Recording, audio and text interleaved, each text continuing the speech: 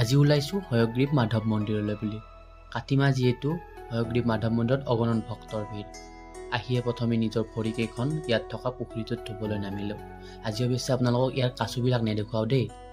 প্ৰথমে ফুল তুলসীবিলাক লৈ আমি ওপৰলৈ উঠিলোঁ। জনবিশ্বাস অনুসৰি জনা যায় যে এই মাহত হেনো প্ৰভু জগন্নাথে হয়গ্ৰীৱ মাধৱ মন্দিৰলৈ ভ্ৰমণৰ কাৰণে আহে। আৰু দেখিছে নহয়, আহি একদম অগণন ভক্তৰ লাইন, আৰু সেই লাইনৰ মাজতে ধ্ৰুৱ শিৱাংগক লগাই মা আৰু মই লাগিলোঁ প্ৰসাদ যোগাৰ কৰাত। প্ৰসাদ ৰেডি হৈ গ'ল আৰু লাইনো প্ৰায় আহি দুৱাৰমুখ পালেহি। এয়া দেখিছে নহয়, এতিয়া আমি দৰ্শন কৰি লওঁ দিয়ক।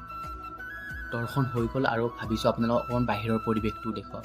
এয়া দেখিছে নহয়, কিছুমানে আকৌ বাহিৰতে পূজা অৰ্চনা কৰি আছে, যিহেতু বহুত দূৰৰ পৰা ভক্তবিলাক আহিছে।